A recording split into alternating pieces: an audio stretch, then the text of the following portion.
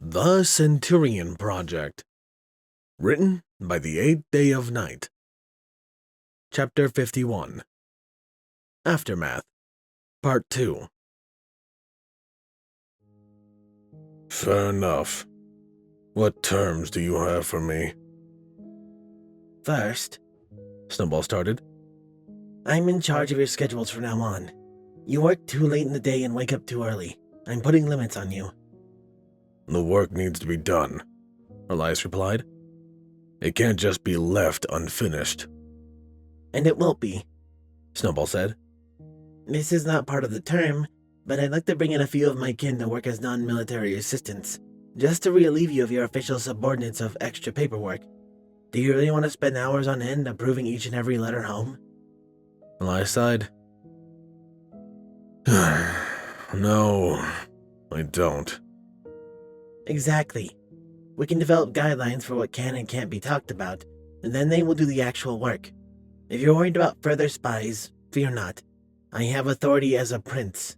They will keep their noses out of specific things. Elias tapped his shot glass absently. Your mother has been trying to slip more spies in, hasn't she? Snowball nodded. Yes, General. She's worried I've bitten off more than I can chew. I can present 2 of them to Princess Celestia as changeling trackers, and the rest we can add on as temporary assistants. No march for any of them. Elias sat and thought for a moment, then nodded. Granted. But only once your kin prove themselves capable. I won't let work get done sloppily. Snowball inclined his head and continued. My next term is an increase in cuddle sessions, for your sake. I can feel your heartache, General. I know I am a sore replacement, but you need someone to love and to love often. We will cuddle no less than 4 times a week, more if your health deteriorates. The third term is that I will monitor Dr. Scalpel's physicals so that the second term can be adjusted if you deteriorate. Which is why you also want to bring in more lovelings, as cuddle backups, Elias said. Snowball nodded. Yes, though they aren't as friendly as I am. I begged my mother for the chance to infiltrate ponies because they're about the only species that meet my cuddle needs. Elias snorted. Good to know that I'm trusting an awful lot to a potential weirdo. Snowball grinned. I could say the same to you, General. At least my species is natural to Equestria. Elias could see the point with a snort, and after a brief lull in the conversation, pumped back his glass again. The vodka burned just as much the second time around, and Elias closed his eyes to savor the pain.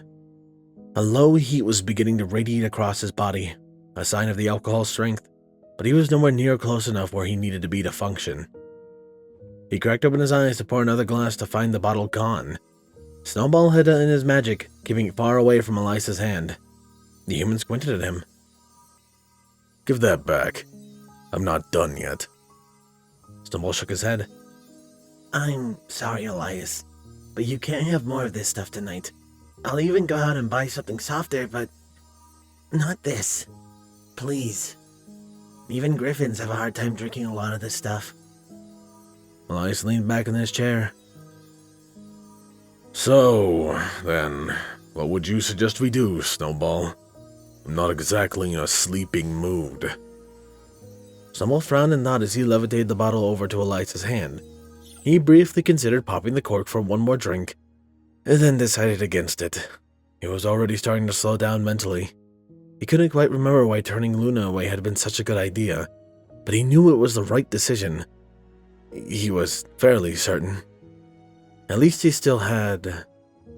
Elias blinked as the door shut with a clack. His mind focused on the fact that he hadn't really processed it on an emotional level yet. Save for Snowball, he had finally succeeded in the goal he had set for himself when he had woken up in the castle. He was once again well and truly isolated. He had nobody to turn to, nobody to comfort him if things went horribly wrong. He was once again surrounded by ponies but unable to interact with any of them. There would be no overly friendly Pegasi to approach him now, however. Elias? The man blinked, then wiped his blurry eyes. He sniffed and wiped his nose, then looked at Snowball. Yeah? Are you going to be alright? Rather than answering the question, Elias slowly pushed himself to his feet, doing his best to ignore all of his aches. I'm fine, he replied. Come on. I think I'll give sleeping a try after all. As he moved around the desk, Snowball pinned himself to Elias's hip, and the pair made their way to his bedroom.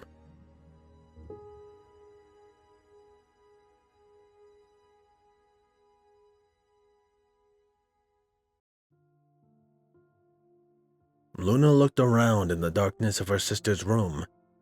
It was a little after midnight, and though she had tried as best as she could to stay awake, Celeste had eventually turned in. Luna had joined her instantly, unwilling to be left alone.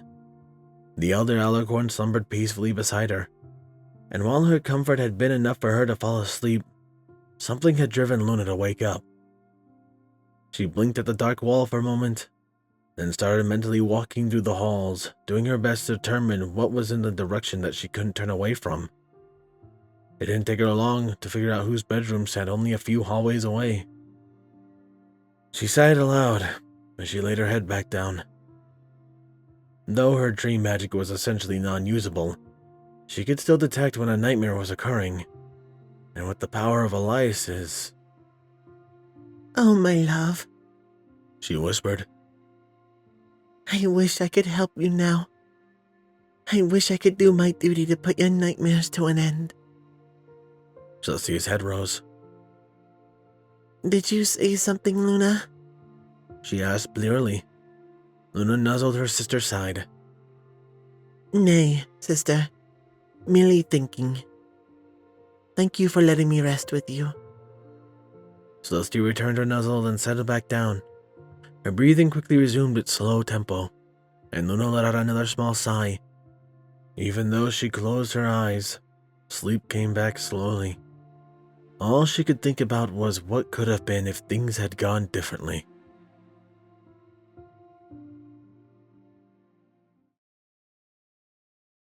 Unseen by anyone, a trio of beings watched in brooding silence as the blue Alicorn fell asleep next to her elder sister. Though she had found temporary solace from her pain, they could all very well see that she was lying, both to herself and those around her. Her soul screamed in anguish, crying out for something it could not have, all because of a stubborn, chaotic alien. A tall white Alicorn snorted and turned her head away from the scene. This is repulsive. Avatar Moon is supposed to be a mature being, spreading joy and harmony, not this sad, lonely thing. She will break her vows once more. We must nip this in the bud and remove her. Another Alicorn, her fur a sharp blue with brilliant gold streaks, snorted. Don't be so hasty, Generosity. Avatar Moon has not failed her duties yet, and while her heart is not in it, she can still accomplish her vows. If we remove her now, the Christian will plunge into absolute chaos as candidate Sparkle becomes self-doubtful. Do you truly think taking away her first victory will inspire further harmonious acts? Nay, she will falter, then fall, and the elements will need to find new bearers. That may take centuries, and that time is better spent growing harmony, not squandering it over one problem. Generosity snorted. Then you agree that there is a problem that needs fixed, Loyalty? The blue Alicorn sighed, and the view shifted to the sleeping human, curled around the loveling prince.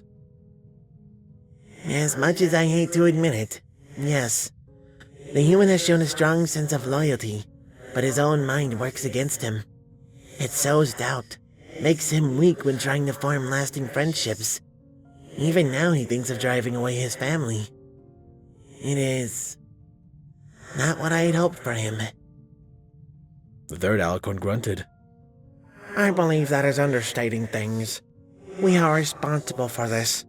We are the traits he embodies most, and yet he still falls short. He's lying to those around him and himself. It's causing division where there shouldn't be any. To make things worse, he started to believe these thoughts as truth, and now he's acting on falsehoods. He drove away Avatar Moon on such an internal falsehood. Thank you for telling us the events of the last hour, Honesty. Generosity sneered. It is almost as if the human is unstable and dangerous. Do not forget that he declined our offer. He only offered what only some part of him already wanted. Loyalty said quietly. It was his right to refuse, and he did so with good reason, even if there were some unresolved traumas in his decision.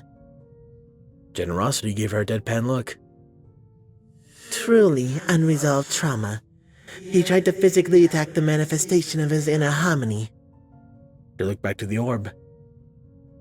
If we cannot remove Avatar Moon, we must remove the human. He is the source. Honesty nodded in agreement.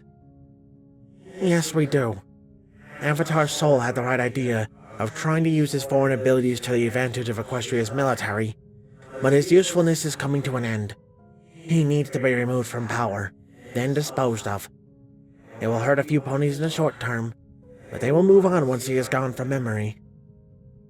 Loyalty looked back aghast at the red and green Alicorn. You're suggesting we kill him? She spat. That is not our way. Generosity held up her hooves and put herself in front of Loyalty. Breathe, my friend. Breathe. You know better than that. Honesty has ever been blunt, but she did not mean remove in that fashion. The red Alicorn shrugged and looked back to the human who frowned in his sleep. Maybe I didn't. I cannot say more than that. Loyalty growled. You better explain yourself, or this is going to be brought up with the Keeper. We are not killers. Honesty sighed. No, we are not. We have never taken direct action of that nature with our planet, but perhaps this is the one time we need to. This human is not ours, does not follow the rules of our world. His very being is poisoned, and it is leaching into the world around him. I do not suggest some dirty murder in the middle of the night by a trusted friend, but rather a quiet, peaceful end in his sleep. We convince Soul to remove him from power, then give him reason to move on for Canterlot. Once sufficiently alone, we do the mercy of ending his battered form, and then offer him a place in the verdant fields. Loyalty scoffed. Because that plan worked so well when Generosity did it. Or did you forget the part where he rejected Moon's hoof in marriage? Peace does not interest him. She paused and frowned. But neither does war. He is conflicted. We just need to let things play out naturally. Yes, Moon is hurting now, as is the human. But give them time. They are adults. We must trust our ponies to find their own way. Whether he was born ours or not, he is here now. The human counts as ours. Honesty sighed and shook her head. I disagree, but I think we will not find agreement this night. Go about your duties, Loyalty. Think on my words. We must come up with a solution to this. Letting it sit is no more our way than direct action. We must fix this problem. Generosity and I shall talk, then approach you with a better solution. The blue Alicorn Master Sai nodded. Fine. I shall think on it. She vanished in a flash of blue magic, leaving Honesty and Generosity alone. They remained in silence for a moment, merely watching as the human began to toss and turn. The loveling prince woke from his rest, and while he did his best to snuggle and comfort the human, his efforts were for naught. A long scream escaped the human's lips, and the loveling moved off the bed as the human thrashed about. Generosity shook her head in disgust. We cannot let this stand. The human is dangerous, and he has already hurt an avatar. He will cause more strife. Honesty looked to the white Alicorn. And what do you suggest? I noticed your silence when I spoke of solutions. Generosity nodded slowly. That you did. I had an idea, and it will function well within our plans for candidate Sparkle. The crystal heart has many uses. Do you think it could force harmony into this one? Honesty frowned at the thought. Maybe. but that carries a healthy dose of risk. Generosity nodded. Of course. But as you said, the human's body is filled with poison. He is already dead. It is simply a matter of letting his body die. If nothing else, the crystal heart would be quick, merciful, and painless. Honesty sighed and rubbed her forehead. Though it is distasteful, I agree. Generosity trotted over and hugged her tight. It is all right, sister. I know this is not a glorious part of our duty, but you are right. This is a difficult circumstance with a being that is not one of our own. We did not create the human. We did not bring him to our realm, and we did not fill him with these poisons. It was a wild act that brought him here. We merely need to fix the problem. Honesty nodded with tired eyes, sighing as she watched the human wake up, tears running down his face. The loveling leaped into his lap, and tears began to flow faster as the human wept and hugged him tight. I know, sister, he replied softly. I simply wished we could act more. I almost regret Keeper giving ponies free will. Things become messy and chaotic. Generosity snorted. But then they wouldn't be as enjoyable to observe. You love trying to guess their paths as much as any of us. Besides, the little touches of chaos are what make harmony all the stronger. Honesty sighed and stared hard at the human. True. But this one, he does not belong here. He rejected our offer to fix him and give him a happy life, so now he forces our hoof. He is a negative influence on the avatars. Indeed, Generosity agreed. Hopefully the crystal heart will fix him, or it will put him to sleep. Either way, the avatars will endure. The moon will forget this foolish love that hurts her so. The white Alicorn gave Honesty a quick nuzzle, and then faded from view as she returned to her duties in Tartarus. Honesty remained over the viewing portal, watching the human as the loveling prince comforted him back to sleep.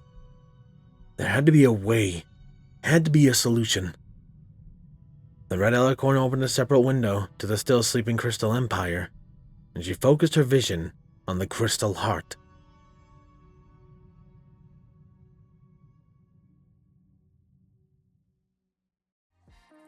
Oh, I hope you guys are ready for the next section. This was just a prelude to some of my favorite parts of TCP, and I am very excited to get to it. Talking of this chapter, however, man, poor Elias. It's a mixture of he has to do this in order to be the general to make sure people come alive, but also the fact that he might not be alive at the end of the march at this rate. It's a hard thing to balance, and I honestly feel for Elias every step of the way. Also, the loveling prince is my favorite character. He is adorable. He's doing his best. He's firm but fair, and I love him. I hope you guys do too. Who else I love, however, are my wonderful Patreons. Thank you, my tier 1s. Pony Entertainment, Macario, Lord High, Jason, Hyperlink, Chase the Master, Balance Kindness, Lost Nebula, 9 Games, Short Brother, Mordred, and Dreamless Portal. My tier 2s, Captain Blue, Shadow, Chaotic Mist, The Animated Ghost, DJMX 2000, Elemental Wolf, H1 Wolf, King, Potato 20, Mr. Crazy Deacon, Solar Comet, 200 Tall Trooper, Mackenzie, McColas, Nocturne, Papa Lennon, Redeemer of Dark Souls, Eclipse, Sword Brother, Mordred, RD Bryant, Rihanna, Dragonwolf, Steel Spark, Saint Gonk, and Styx. A big thank you to my previous Titan tiers, Dark Guardian, Danish Dash, Maverick, and User 1842. A large thank you to my current ones, Biss Eclipse, and Silent Titan. I appreciate you guys' support so freaking much, and it means a ton to me. That aside, however, this has been Firehearth. Have a wonderful day.